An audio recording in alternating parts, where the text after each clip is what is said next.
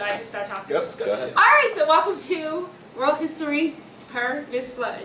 So it all started back in Mesopotamia, which is in the Middle East. The Tigris and Euphrates is where it all began, and the first civilization of the Sumerians. Oh, that rhymed. Then there were the Assyrians, the Lydians, the Chaldeans, and others. From there, we go to the Egyptians in northeastern Africa. Many kingdoms, Akhenaten, King Tut, Cleopatra, they were all part of the Egyptians. Look at me rhyming. All right, then there were the Greeks. We have the Spartans, the Athenians, and obviously the world's first democracy, and Leonidas from 300. Next up were the Romans. From the Romans, we have the Republic government. We have Caesar, we have Augustus, we have Marcus Aurelius, we have the Punic Wars. We have a lot. From there, we move on to the Middle Ages. From the Middle Ages, we have knights, and we have castles, and we have horses, and we have feudalism. From there, let's move to the Protestant Reformation. We can't forget about Martin Luther. We can't forget about Calvin. We can't forget about the Anabaptists and others. From there, we move on to the Scientific Revolution. In the Scientific Revolution, we have people such as Copernicus and other people, heliocentric theory versus geocentric theory, and we have the scientific method. From there, we'll move on to the Enlightenment. Absolutism, absolute monarchs given their power by divine right. We have great monarchs with lots of power. We have the Enlightenment, an era of reason and knowledge. We have Rousseau, we have Locke, we have Hobbes, and we have people who helped influence revolutions like the American Revolution and the French Revolution and the Latin American revolutions. In the Latin American revolutions, we can't forget about the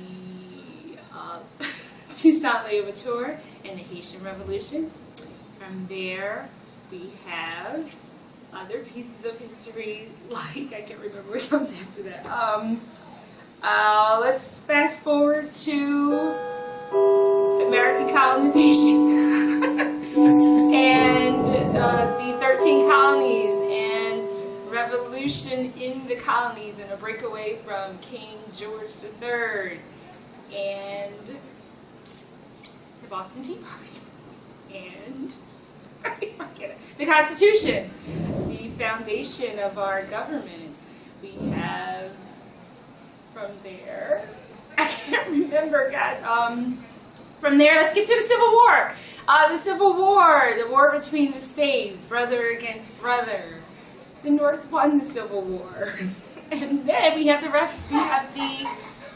we have Reconstruction. In Reconstruction, former slaves became leaders and ran government. Slowly but surely, their rights were taken away.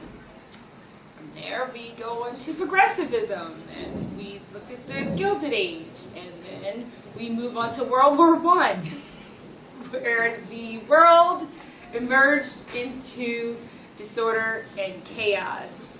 And then there was World War II, and World War II was bad.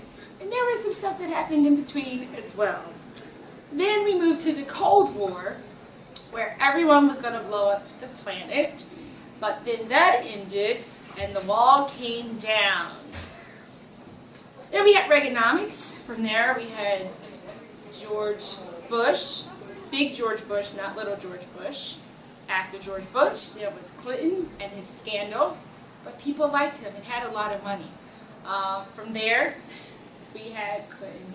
Then we had little Bush, W. Bush, and some people didn't like him, and we didn't have money. And now we have Barack Obama, the first African-American president of the United States, and people don't seem to like him anymore. And now it's today, another snow day, another day after snow day. Thank you very much. Awesome. Wow. Oh, yeah, wow, like, wow.